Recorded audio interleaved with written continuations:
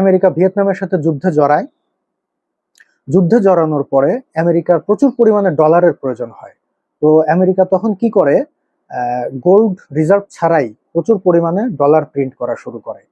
এটা ঠিক না, কিন্তু তারপরেও যেহেতু তারা শক্তিশালী বা শক্তিধর, তারা এটা তাদের মতো করে প্রিন্ট করা শুরু করে। মার্কেটে প্রচুর পরিমাণে ডলার ঢুকে যায়।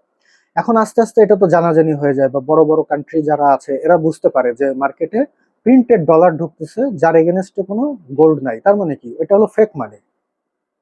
এখন এটা এরা বুঝতে পারে, তখন কি করে, বিভিন্ন দেশ আমেরিকার কাছে এসে ডলার জমা দেয় যে তুমি তোমার ডলার নিয়ে নাও, আমাকে গোল্ড ফেরত দাও। আমেরিকা এখন গোল্ড ফেরত দিতে দিতে একটা পর্যায়ে ওর গোল্ড রিজার্ভ তখন খালি হয়ে যায়, কিন্তু মার্কেটে তখনও প্রচুর পরিমাণে ডলার থেকে গেছে। কারণ আমেরিকা তো ইচ্ছা মতো ডলার প্রিন্ট করছে, ওটা তো মানে শুধু ছাপাইতে হয়েছে, প্রিন্ট করতে হয়েছে, ওর এগেনস্টে আসলে তো কোনো টাকা নাই, মানে ভ্যালু নাই। তাহলে কি দাঁড়াচ্ছে, যখন শুধু প্রিন্ট করা হচ্ছে, এগেনস্টে এর কোনো গোল্ড বা সিলভার নাই, তখন কিন্তু এটা একটা পেপার।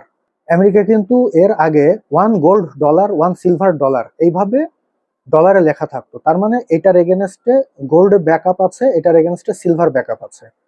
হ্যাঁ। তো ভিয়েতনাম যুদ্ধের কারণে আমেরিকা তখন এভাবে যখন প্রিন্ট করা শুরু করে, এই যে সিস্টেমটা কলাপস করে। এখন আমেরিকা তখন একটা পর্যায়ে গিয়ে আর পারে না। তখন হয় কি, 1971 সালের 15ই আগস্ট তৎকালীন প্রেসিডেন্ট মিস্টার নিক্সন, এটাকে নিক্সন শক বলে, ইতিহাসে এটাকে নিক্সন শক বলে আখ্যায়িত করা হয়েছে। প্রেসিডেন্ট নিক্সন 1971 সালের 15ই আগস্ট ডিক্লেয়ার করে যে এখন থেকে এই ডলারের এগেনস্টে কোনো ধরনের গোল্ড বা সিলভার রিজার্ভ রাখার প্রয়োজন নাই। তখন কি হয়, ওয়ান গোল্ড ডলার বিকেম $1। তার মানে টাকা ছাপালেই সেটা তখন অথরাইজড।